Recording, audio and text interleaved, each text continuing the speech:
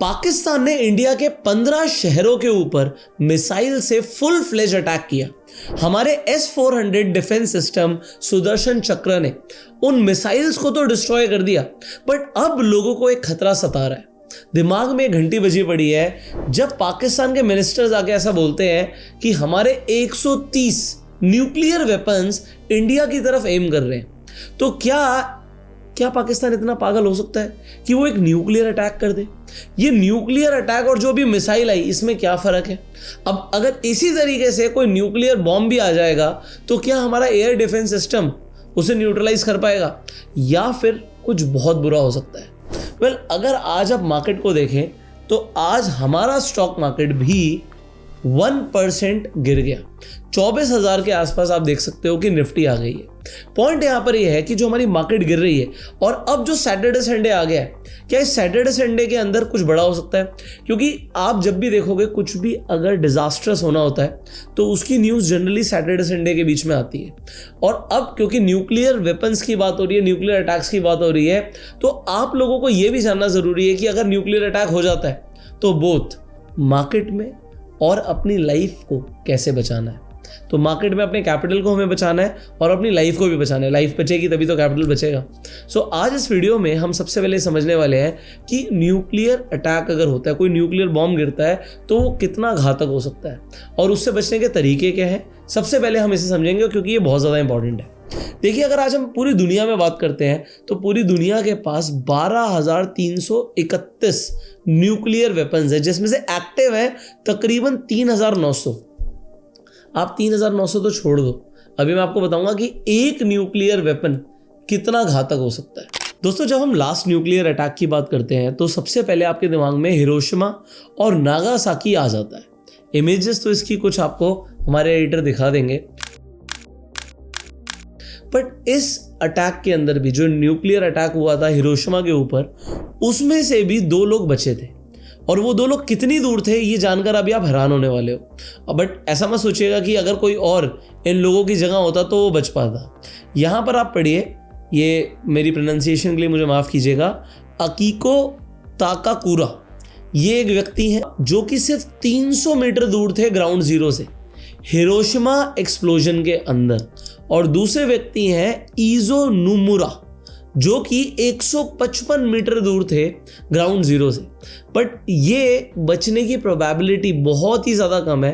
मतलब 300 मीटर के आसपास का कोई आदमी बच नहीं सकता है। कैसे बचे तो मैं आपको बताऊंगा, क्योंकि इस वीडियो का पर्पस ही यही है कि अगर कुछ ऐसा होता है, क्योंकि देखिए ब्लैकआउट कराए जा रहे हैं तो डर तो इंडिया को भी है कि कोई ना कोई रात के अंदर कोई बड़ा मिसाइल आ गया तो लोगों को प्रिपेयर करना है।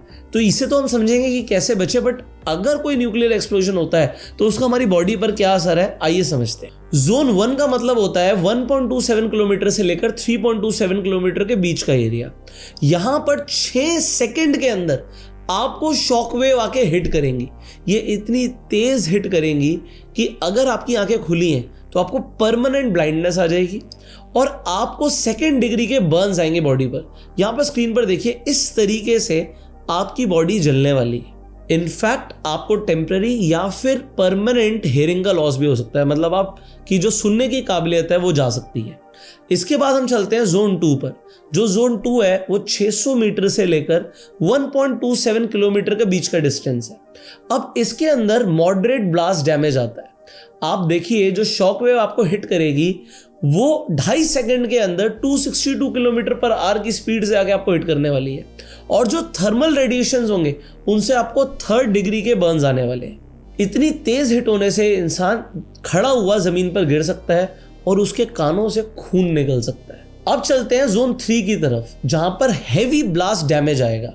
ये जो एरिया है ये 350 मीटर से लेकर 600 मीटर का एरिया है, जो जहां पर न्यूक्लियर अटैक हुआ है वहां से। अब इस केस में क्या होता है, सिर्फ 1.5 सेकंड के अंदर 800 किलोमीटर पर आवर की स्पीड से, मतलब ऑलमोस्ट जो साउंड की स्पीड है उतनी स्पीड में आपको आके शॉकवेव्स हिट करती हैं। इससे क्या होता है, जो थर्मल रेडिएशंस है इससे आपको 4th डिग्री के बर्न्स आते हैं, आपके ब्रेन के अंदर इंजरी आ सकती है, आपके लंग्स कोलैप्स हो सकते हैं, इनफैक्ट आपको हेमरेज हो सकता है, डाइजेस्टिव ट्रैक्ट्स तक आपके रप्चर हो सकते हैं अगर आप जोन 3 के अंदर हैं तो। अब आप यहाँ पर देखिए कि जोन 3 से किस लेवल के बर्न्स आएंगे और कितना घातक हो सकता है ये। अब चलते हैं जोन 4 की तरफ। ग्राउंड जीरो से आप 200 मीटर से लेकर 350 मीटर के अंदर है। याद रखिएगा, इतने प्रॉक्सिमिटी के अंदर भी एक आदमी बचा हुआ है हिरोशिमा के अंदर। बट अगर आप ग्राउंड के ऊपर हैं तो आपके बचने के चांसेस हैं ऑलमोस्ट जीरो। वो कैसे बचे थे वो मैं आपको बताऊंगा। बट यहाँ पर थर्मल रेडिएशंस इतनी तेज होती हैं कि आपकी पूरी बॉडी जो है वो कोलैप्स हो जाएगी, आपके एक एक मेम्ब्रेन फट जाएगी, पूरी तरीके से आपकी बॉडी जल जाती है अगर आप न्यूक्लियर बॉम्ब के 200 से 350 मीटर के डिस्टेंस के बीच में हो। और बॉडी जब जलेगी तो आपको शॉकवेव्स इतनी तेज हिट करती हैं कि आप जलते हुए बहुत दूर जाके गिरेंगे। अब चलते हैं सीधा जोन 5 की तरफ कि आप 200 मीटर के अंदर हैं, जो ग्राउंड जीरो से 200 मीटर के अंदर है। अब ऐसे केस में मैं आपको बता दूं कि इतनी हीट प्रोड्यूस होती है कि अगर कंक्रीट भी होगी ना तो वो पिघल सकती है। कंक्रीट पिघलती नहीं, आपको पता है, बट इतनी थर्मल एनर्जी निकलती है कि कंक्रीट तक पिघल सकती है। सो ऐसे केस के अंदर इंसान का बचना ऑलमोस्ट जीरो है। इन केस अगर कोई आदमी फायरबॉल के अंदर है या 200 मीटर के डिस्टेंस के अंदर है तो उसकी पूरी बॉडी इवेपोरेट हो जाएगी। मतलब इतनी हीट है कि कंक्रीट पिघल जाएगी तो इंसान पूरा का पूरा पिघल जाएगा, आपकी हड्डियां तक पिघल जाएंगी, इतनी हीट उसके अंदर होती है। तो इतने बड़े अटैक के अंदर बचने की प्रोबेबिलिटी ऑलमोस्ट ना के बराबर होती है। अगर आपको पता भी लगता है ना न्यूज़ चैनल पर या आपको गवर्नमेंट अपडेट देने की कोशिश करती है तो आप ये सोचिए आपके पास बचने के लिए हद मार के 15 मिनट होंगे। 15 मिनट के अंदर आपको या तो शेल्टर लेना है या आपको बहुत दूर जाना है। बट 15 मिनट के अंदर आप सोचिए, आप अपने शहर का ट्रैफिक सोचिए, जब सबको पता लग जाएगा कि यहाँ पर न्यूक्लियर अटैक होने वाला है तो क्या कोई बचकर बहुत दूर भाग पाएगा? और अगर भाग पाएगा तो उस सिचुएशन में जाना कहाँ है? सो ये सब चीज़ें पता होना पहली बात तो बहुत ज़रूरी है। बट यहाँ पर हम समझते हैं कि जब न्यूक्लियर अटैक होता है तो उसमें सबसे इंपॉर्टेंट होता है न्यूक्लियर फॉल आउट। अब ये न्यूक्लियर फॉल आउट क्या होता है? देखो, अटैक तो हो गया, बट अटैक होते ही इमीडिएटली क्या होगा और उसके बाद क्या होगा इसे समझना ज़रूरी है। जैसे ही न्यूक्लियर बॉम्ब गिरता है तो जब एक्सप्लोजन होता है तो धुआं एक मशरूम की शेप ले लेता है। वो जो मशरूम की शेप में ऐश और रेडियो एक्टिव पार्टिकल्स हवा में जाते हैं वो धीरे धीरे करके नीचे आते हैं। अब क्योंकि ऐश और रेडियो एक्टिव जो मैटर है वो क्लाउड्स के ऊपर जा चुका है, हमारे स्ट्रेटोस्फेयर तक जा चुका है, अब वो धीरे धीरे करके नीचे आएगा तो इसे ही हम न्यूक्लियर फॉल आउट बोलते हैं। बट अब ये न्यूक्लियर विंटर का क्या कॉन्सेप्ट है कि अगर एक से ज़्यादा न्यूक्लियर एक्सप्लोजन हुए तो इतना ज़्यादा ऐश हो जाता है कि आप ये सोचो अगर सनलाइट कम आएगी तो क्या होता है। सनलाइट जब कम आती है तो हमें ठंड लगती है। जो विंटर्स में क्या होता है, हमारी अर्थ सूरज से थोड़ी सी दूर चली जाती है तो सर्दी आनी शुरू हो जाती है, टेम्परेचर गिरने लग जाता है। बट जहाँ पर हम रहते हैं, आप सोचिए इंडिया और पाकिस्तान की जो लोकेशन है वो लोकेशन उस जगह पर है कि जहाँ पर हमें बहुत अच्छी सनलाइट मिलती है और बहुत अच्छी एग्रीकल्चर होती है, इंडिया और पाकिस्तान दोनों में ही। बट अगर न्यूक्लियर एक्सप्लोजन हुआ तो यहाँ पर सनलाइट आनी कम हो जाएगी और आपको जानकर हैरानी होगी कि कई सालों तक भी ऐसा हो सकता है कि अगर न्यूक्लियर एक्सप्लोजन्स मैसिव हुए तो कई सालों तक भी प्रॉपर सनलाइट ना पहुंचे।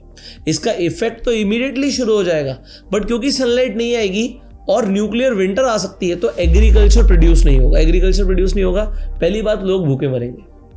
दूसरी चीज़, पूरी सप्लाई चेन की तो वाटी लग जाएगी क्योंकि न्यूक्लियर एक्सप्लोजन्स हो रहे हैं। और तीसरी चीज़, जो भी वहाँ पर लोग हैं, इनफैक्ट एनिमल्स हैं या लैंड है, वो रेडियो एक्टिव हो जाती है तो वहाँ पर कुछ भी प्रोड्यूस करना हार्मफुल होता है। अब पॉइंट ये आता है इमीडिएटली क्या क्या होगा, इसके 4 फेजेस हैं, समझना है। न्यूक्लियर बॉम्ब गिरा तो आपको 0 से लेकर 2 मिनट के अंदर क्या करना है इसे समझना है। उसके बाद 2 से लेकर 10 मिनट तक क्या करना है इसे समझना है। और जो लोग बचे उन्होंने क्या किया, तो मैंने आपको फॉल आउट समझा दिया कि धीरे धीरे करके ये जो ऐश है हवा के अंदर ये नीचे आता है और ये बहुत ज़्यादा टॉक्सिक होता है और क्योंकि रेडियो एक्टिव होता है तो आपकी बॉडी के लिए भी बिल्कुल सही नहीं है। तो जो लोग बचे थे वो इसलिए बचे थे क्योंकि वो बेसमेंट के अंदर थे। आप देखिए, they were just 2 football fields away from the nuclear explosions, but उसके बावजूद भी वो आज 80s तक जी गए, मतलब 80 साल की उम्र तक वो जिए।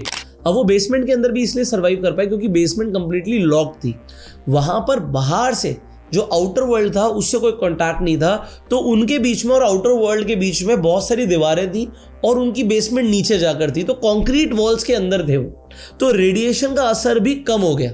बट इससे आप और ज़्यादा कम कर सकते हो अगर आपको पता लगता है। देखिए मैंने बोला आपके पास 15 मिनट होंगे एक न्यूक्लियर बॉम्ब से बचने के लिए, तो आपको ज़्यादा से ज़्यादा 15 मिनट पहले आपके रेडियो पे, टीवी पर, न्यूज़ चैनल पे वार्निंग आ जाएगी कि यहाँ पर न्यूक्लियर बॉम्ब गिर सकता है। अब पॉइंट नंबर 1, जैसे अभी हमने देखा कि भैया जो हमारी 15 सिटीज़ पर अटैक हुआ उसमें हमने एक भी मिसाइल को गिरने नहीं दिया, तो क्या अगर न्यूक्लियर मिसाइल आती है उसे भी हम नहीं गिरने देंगे तो क्या हम बच जाएंगे? आंसर है नो, क्योंकि जब न्यूक्लियर मिसाइल आएगी और उसे हमने हवा के अंदर उसे डिस्ट्रॉय भी कर दिया तो वो शायद और ज़्यादा हार्मफुल हो सकती है, क्योंकि जो ग्राउंड होता है वो एनर्जी को अब्जॉर्ब भी कर जाता है। अगर वो हवा में फटेगी तो भी देखिए, क्योंकि न्यूक्लियर अटैक रेडियो एक्टिव होते हैं, तो जो वहाँ से एनर्जी निकलेगी, जो हीट वेव्स निकलेंगी वो हवा से निकल जाएंगी, वो भी मैसिव डिस्ट्रक्शन कॉज कर सकती है। तो आपको इन केस अगर आपको लगता है कि हवा में हमारी जो डिफेंस सिस्टम है वो न्यूक्लियर मिसाइल को भी रोक लेगी, उसके बावजूद भी आपको शेल्टर तो लेना ही पड़ेगा। तो पहला इसमें मोस्ट इंपॉर्टेंट पॉइंट क्या है? Find a basement. आपके आसपास अगर गवर्नमेंट की कोई ऐसी फैसिलिटी है तो बहुत बढ़िया, अभी मॉक ड्रिल्स हुई थी, लोगों को गाइड भी किया गया, बट अगर नहीं है तो आपको बेसमेंट ढूंढनी है जिससे आउटर वर्ल्ड से कांटेक्ट ना हो। दूसरी चीज, बेसमेंट के अंदर भी आपको छुपना है किसी वॉल के पीछे, कंक्रीट वॉल के पीछे हाइड करना है और जमीन पर लेट जाना है, बहुत इंपॉर्टेंट है। आपका फेस पूरी तरीके से कवर होना चाहिए, क्योंकि अल्टीमेटली जो रेडिएशंस है वो आपको इफेक्ट करेंगे और जहां से भी हवा आ रही है उस पैसेज को आपको रोकना पड़ेगा। तो जैसे ही बॉम्ब आपको पता लगता है तो साउंड तो डेफिनेटली आप तक पहुंचेगा, आपके पास वाइब्रेशंस भी पहुंचेंगी, और चाहे आप 100 किलोमीटर दूर भी हो, ये भी चीज़ ध्यान रखना, 100 किलोमीटर का डिस्टेंस मोटा मोटा इतना हो गया कि दिल्ली एनसीआर से आप मेरठ तक की बात कर रहे हो, तो अगर आप मेरठ में भी अगर जाके एक्सप्लोजन होता है और आप दिल्ली के अंदर हो एग्जाम्पल, या गुड़गांव में भी हो, वो जो एक्सप्लोजन होगा ना उसकी आपको जो लाइट है वो 100 किलोमीटर दूर से दिखेगी, और 100 किलोमीटर दूर से दिखने में भी अगर आप उसे क्लियरली नेक्ड आइज से देखते हो तो आपको ब्लाइंडनेस हो सकती है, आपकी आंखों की रोशनी जा सकती है। तो इतना सीवियर होता है न्यूक्लियर एक्सप्लोजन। तो कोई वैसे गारंटी नहीं है कि आप बेसमेंट में बच पाएंगे, बट ये पता होना जरूरी है। सी नॉलेज इज एवरीथिंग, नॉलेज होनी बहुत जरूरी है। यहाँ पर पॉइंट नंबर 2 जो सबसे इंपॉर्टेंट है वो ये है कि अगर ब्लास्ट होने वाला है या होता है, कहीं पर भी होता है, तो आपको गाड़ी में नहीं जाना। तो गाड़ियाँ सबसे ज़्यादा अनसेफ है। पहली बात तो जो ग्लासेस हैं वो टूट के आपके ऊपर आएंगे, इनफैक्ट बिल्डिंग्स टूट के आपके ऊपर आएंगे। जब ये शॉक वेव्स आती है ना तो ये टॉर्नेडो या साइक्लोन जैसा स्ट्रक्चर ले लेती हैं, मतलब घूमती हुई आएंगी आपके पास। और जो बिल्डिंग्स है, मान लीजिए पूरी पूरी बिल्डिंग्स टूटी पड़ी हैं, तो आप सोचो ईंटें उड़ उड़ के, कांच उड़ उड़ के हवा में घूम रहे हैं, तो आप सबसे ज़्यादा सेफ तो बेसमेंट में ही हो, और वो भी आप ग्राउंड के नीचे लेटे हुए हो। तो होता क्या है, जो भी बिल्डिंग्स बनती हैं उसके अंदर ना देखो लोहे के जाल होते हैं, जो सरियों का जाल होता है, तो अगर बिल्डिंग टूट भी जाती है, कोलैप्स भी होती है, तो भी चांसेस है कि बेसमेंट तक सबसे कम असर आए उसका। तीसरी चीज़ यहाँ पर सबसे ज़्यादा इंपॉर्टेंट है कि आप एसीज या जितने भी वेंटिलेशन सिस्टम्स हैं उन्हें तुरंत बंद कर दें, क्योंकि बाहर की हवा अंदर नहीं आनी चाहिए। अगर आपको लगता है कि भाई दरवाजे हैं, खिड़कियाँ, उन्हें बंद करें पूरी तरीके से। अगर आप कपड़े को गीला करके वहाँ पर बंद कर सकते हो तो बहुत बढ़िया रहेगा, क्योंकि आपके जो बाहर की हवा है वो रेडियो एक्टिव हो चुकी है और उसका असर कम से कम 72 घंटे बाद कम होना शुरू होगा। तो 72 घंटे तक, 72 आवर्स तक बाहर की हवा अंदर ना आए, आप अंदर की हवा में, जो भी अंदर की हवा है उसमें सांस लें, वो सबसे बेस्ट है। क्योंकि बाहर आप ये सोचिए, आपने कभी जलती लकड़ी देखी है? तो लकड़ी से भी धुआं निकलता है, ऐश निकलती है। आप उसका 1000 गुना भी ज़्यादा समझ लीजिए, वो तो सिर्फ ऐश होगा। पॉइंट क्या है कि ऐश के साथ रेडियो एक्टिव मटेरियल है, तो अगर हवा के साथ अंदर गया तो आपकी बॉडी के अंदर धीरे धीरे करके वो एक पॉइजन क्रिएट करेगा और आपकी डेथ हो सकती है। और अगर आप बाई चांस बाहर थे और आप अंदर आ गए, मान लीजिए आप 10 किलोमीटर दूर भी थे, तो आपको तुरंत आके अपने कपड़े बदलने हैं और उन्हें उतार के पानी से नहाना है। आपको वहाँ पे सोप से नहाना ही नहाना है, क्योंकि आपकी बॉडी के ऊपर भी रेडियो एक्टिव मटेरियल होगा, वो निकलना बहुत ज़रूरी है। इनफैक्ट मैं नेट पे पढ़ रहा था कि एक थायरोसेफ नाम की टैबलेट आती है, इस टैबलेट को भी आप ले सकते हैं। इसे आप बेसिकली इसलिए ले रहे हो क्योंकि जो रेडियो एक्टिव आयोडीन होती है ये आपकी बॉडी में ना जाए, क्योंकि न्यूक्लियर फॉलआउट के अंदर जो सबसे परेशानी वाली चीज़ है वो है रेडियो एक्टिव आयोडीन।